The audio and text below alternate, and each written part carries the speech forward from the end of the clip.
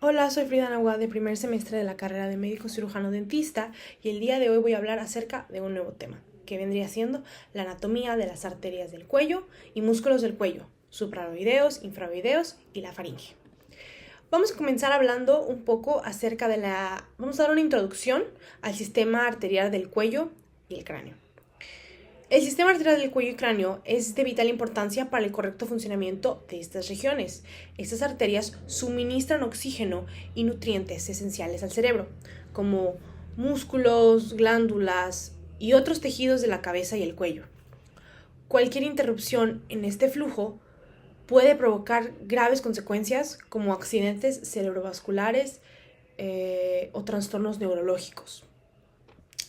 Esto se compone de el tronquio branquioencefálico, la arteria subclávica izquierda, la arteria carótida común izquierda, la rama de la arteria carótida externa. Empecemos hablando del tronquio braquioencefálico. Este tiene origen directamente del arco aórtico, que es la porción ascendente de la aorta. El trayecto es ascender oblicuamente hacia la derecha, pasando por delante de la tráquea y el esófago.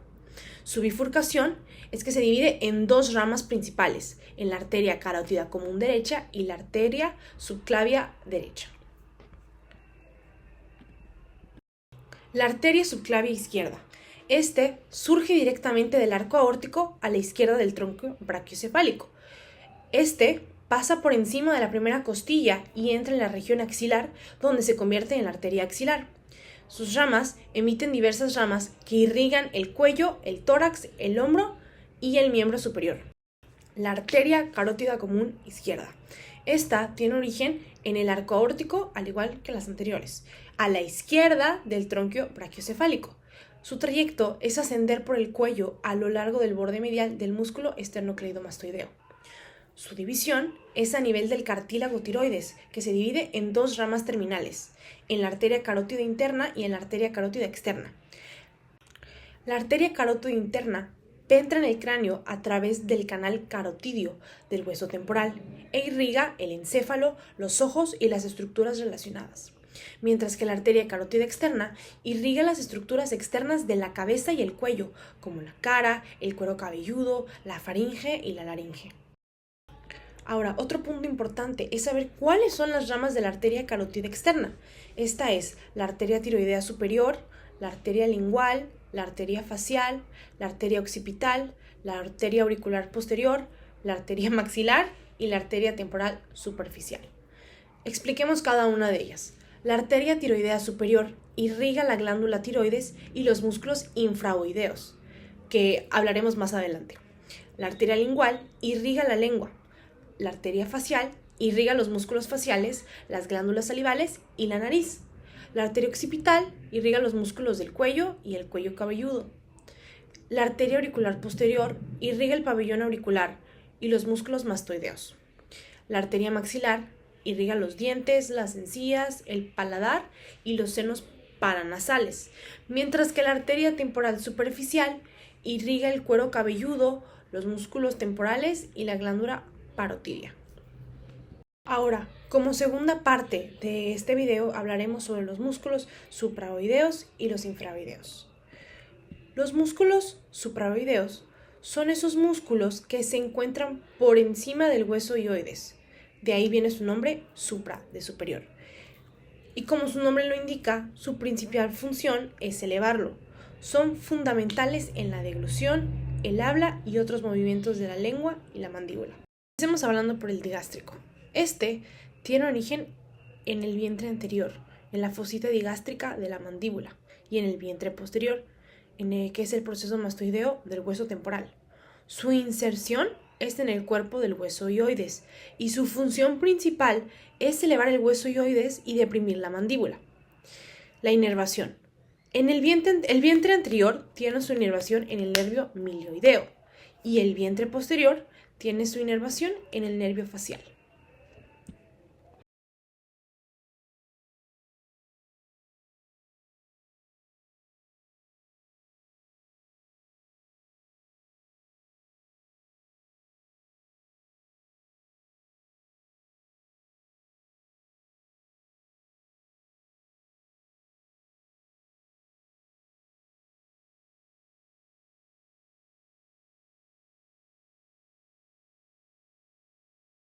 El milioideo. Este tiene su origen en la línea oblicua interna de la mandíbula. Su inserción es en el cuerpo del hueso hioides y en el rafe medio de la lengua. Su función principal es elevar el hueso hioides y el suelo de la boca. Su inervación es en el nervio milioideo. El estiloideo. Este tiene origen en el proceso estiloides del hueso temporal. Su inserción es en el cuerpo del hueso hioides. Su función principal es elevar y retraer el hueso hioides, y su inervación es en el nervio facial. Por último tenemos al genioideo. Este tiene origen en la espina mentoniana inferior de la mandíbula. Su inserción es con el hueso hioides, en el cuerpo del hueso hioides. Su función principal es elevar el hueso hioides y puede deprimir también la mandíbula. Y su inervación es en el primer nervio cervical. Músculos infraoideos. Estos músculos se encuentran por debajo del hueso hioides y su principal función es deprimirlo. Actúan de forma antagonista a los músculos supraoideos. Aquí tenemos al esternoideo, homoioideo, esternotiroideo y al tiroideo. Empecemos hablando del esternoideo. Este tiene origen en el manubrio del esternón y la primera costilla. Su inserción es en el cuerpo del hueso hioides. Su función principal es deprimir el hueso hioides y su inervación es en la asa cervical, C1 a la C3, columna 1, columna 3. El homoideo. Este tiene origen en el borde superior de la escápula. Su inserción es en el cuerpo del hueso hioides. Su función principal es deprimir y retraer el hueso hioides. Y su inervación es en la asa cervical C1, C3. El esternotiroideo. Este tiene origen en el manubrio del esternón y el primer cartílago costal. Su inserción es en el cartílago tiroides de la laringe. Su función principal es deprimir la laringe y el hueso hioides. Su inervación es en la asa cervical C1, C3, al igual que a las dos anteriores que explicamos. El tiroideo tiene origen en el cartílago tiroides de la laringe. Su inserción es en el cuerpo y cuerno mayor del hueso hioides, mientras que su función principal es deprimir el hueso hioides o elevar la laringe. Su inervación es en el ramo anterior de C1 vía el nervio hipogloso. Ahora, después de hablar de todo esto, lo importante es cómo participan en la deglución. Los músculos infraoideos fijan el hueso hioides o lo deprimen, proporcionando un punto de apoyo para la acción de los músculos supraoideos. Además, ayudan a relajar la musculatura del cuello después de la deglución. En resumen, podríamos decir que los músculos supraoideos elevan el hueso hioides y abren la laringe. De esta manera, facilitan el paso del bolo alimenticio. Mientras que los músculos infraoideos deprimen el hueso hioides, fijándolo o estabilizándolo durante lo que es la deglución. La acción coordinada de ambos grupos musculares es esencial para una deglución segura y eficiente. Ya que finalizamos la parte 2 de este video, vamos a pasar a lo que es la parte 3, que son los músculos del cuello, los escalenos y el esternocleidomastoideo. Los músculos escalenos son un grupo de 3 músculos que se encuentran a cada lado del cuello, entre las vértebras cervicales y la primera costilla. Las primeras costillas juegan un papel importante en la respiración y los movimientos del cuello. Estos 3 músculos son el escaleno anterior, el medio y el posterior. Vamos a explicar el origen, la inserción, la función principal y la inervación de cada uno de ellos. Empecemos con el escaleno anterior. Este tiene origen en los tubérculos anteriores de las vértebras cervicales, C3 y C6. Su inserción es en la primera costilla. Su función principal es elevar la primera costilla, flexionar lateralmente el cuello e inclinarlo ligeramente hacia anterior. Su inervación es en los ramos anteriores de los nervios espinales C3 y C4. El escaleno medio. Este tiene origen en los tubérculos posteriores de las vértebras cervicales, C2 y C7. Su inserción es en la primera costilla. Su función principal es elevar la primera costilla y flexionar lateralmente el cuello. Su inervación es en los ramos anteriores de los nervios espinales C3 y C4. Por último, tenemos al escaleno posterior. Este tiene origen en los tubérculos posteriores de las vértebras cervicales C4 y C6. Su inserción es en la segunda costilla. Su función principal es elevar la segunda costilla, inclinar el cuello hacia posterior y lo rota hacia el lado opuesto. Su inervación es en los ramos anteriores de los nervios espinales C4, C6. Estos músculos cumplen una función en lo que es la respiración y movimiento del cuello. La elevación de las costillas es durante la inspiración forzada. Los escalenos se contraen elevando las primeras costillas y aumentando el volumen de la cavidad torácica. La flexión lateral del cuello. Al contraerse unilateralmente, los escalenos inclinan el cuello hacia su lado de origen. Y por último tenemos a la rotación del cuello. El escaleno posterior, al contraerse, rota el cuello hacia el lado opuesto. Y esta es la función en la respiración y el movimiento del cuello, gracias a lo que son los músculos escalenos. El músculo esternocleidomastoideo es solo un músculo y es uno muy grande y visible en la región lateral del cuello. Este tiene origen en el manubrio del esternón y la clavícula. Su inserción es el proceso mastoideo del hueso temporal y la línea nucal superior del hueso occipital. Su función principal es flexionar y rotar la cabeza, elevar el esternón, que vendría siendo la inspiración forzada. Su inervación es en el nervio accesorio y en los ramos anteriores de los nervios espinales C2 y C3. La función que tiene este músculo en el movimiento de la cabeza es en la flexión de la cabeza. Al contraerse bilateralmente, flexiona la cabeza hacia adelante. En la rotación de la cabeza, al contraerse unilateralmente, rota la cabeza hacia el lado opuesto y la inclina ligeramente hacia el mismo lado. Y en la estabilidad del cuello, que ayuda a estabilizar la cabeza sobre la columna vertebral. Ahora pasemos a la parte 4 de este video, que son los músculos de la faringe y la deglución. Aquí se encuentran los músculos constrictores de la faringe. Estos son 3 bandas musculares que rodean a la faringe como anillos. Su función principal es contraerse secuencialmente para propulsar lo que es el bolo alimenticio desde la orofaringe hacia el esófago durante la deglución. Estas 3 bandas son constrictor superior, constrictor medio y constrictor inferior. El constrictor superior se origina en la mandíbula, lengua y rafe faringobacilar. Se inserta en la línea media posterior de la faringe y su contracción estrecha la parte superior de la faringe.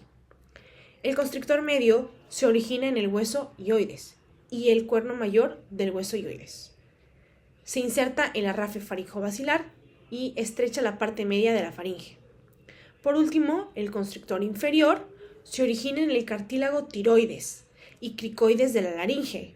Se inserta en el rafe faringobacilar y estrecha la parte inferior de la faringe. Ahora, ¿cuál es el papel de estas 3 bandas en la deglución? Cuando iniciamos la deglución, los músculos constrictores se contraen en una secuencia ordenada, comenzando por el constrictor superior y terminando con el inferior. Esta contracción secuencial crea una onda peristáltica que empuja el bolo alimenticio hacia abajo a través de la faringe y hacia el esófago. Ahora, los músculos elevadores de la faringe. Estos elevan la faringe durante la deglución y ayudan a crear un espacio para que el bolo alimenticio pase. Estos son el palato faríngeo y el estilo faríngeo. El palato faríngeo se origina en el paladar blando y se inserta en el borde lateral de la epiglotis y en el cartílago tiroides. Al contraerse, eleva la faringe y el paladar blando, cerrando el istmo de las fauces y evitando que el alimento vuelva a la cavidad oral. El estilofaringio se origina en el proceso estiloides del hueso temporal y se inserta en el borde lateral de la faringe y en el cartílago tiroides. Este eleva y acorta a la faringe, ayudando a abrir orificio faringio de la trompa eustaquio. Ahora, ¿cuál es el papel de estos en la deglución? Los músculos elevadores, junto a los constrictores, trabajan en conjunto para asegurar un tránsito seguro del alimento hacia el esófago. Al elevar la faringe, se crea un espacio más amplio y se facilita el paso del alimento. Además, el cierre del istmo de las fauces impide que el alimento vuelva a la boca. Ahora pasemos a la última parte de este video, los triángulos del cuello. La región del cuello, debido a su complejidad y a la gran cantidad de estructuras vitales que éste alberga, se divide en diferentes regiones denominadas triángulos. Los triángulos principales. El músculo esternocleidomastoideo divide el cuello en dos grandes triángulos, en triángulo anterior y triángulo posterior. El triángulo anterior tiene un límite, contenido y una subdivisión.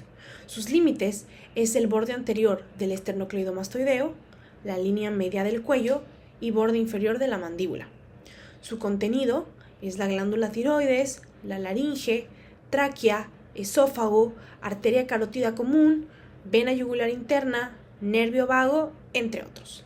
Sus subdivisiones es que se divide en triángulos más pequeños como el submentoniano, digástrico, carotidio y muscular, cada uno con estructuras específicas.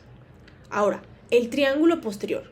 Su límite es el borde posterior del esternocleidomastoideo, borde anterior del trapecio y clavícula. Su contenido es el plexo braquial, arteria subclavia, vena subclavia, músculos como el esplenio de la cabeza y el elevador de la escápula. Ahora, ¿qué estructuras encontramos en estos triángulos? Encontramos a los vasos sanguíneos, los nervios, órganos, músculos y glándulas. En los vasos sanguíneos, a arterias carótidas común e interna, vena yugular interna, arteria subclavia y vena subclavia. En nervios, al nervio vago, al hipogloso, al plexo braquial y a los nervios espinales.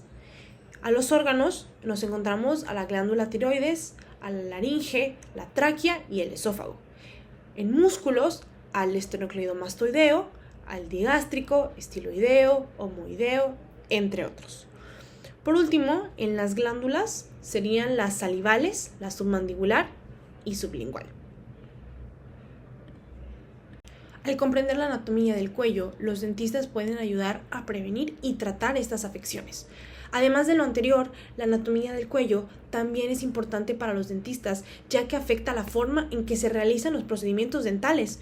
Por ejemplo, los dentistas pueden ser conscientes de la ubicación de las arterias carótidas cuando trabajan en los dientes de la mandíbula inferior. En general, la anatomía del cuello es un tema complejo y súper importante para los dentistas, ya que estos tienen que comprenderlo para que nos puedan brindar una mejor atención a todos sus pacientes. Esto ha sido todo por mi parte en el video de la anatomía del cuello. Espero y se hayan cumplido los objetivos y pues esto ha sido todo de mi parte. Gracias.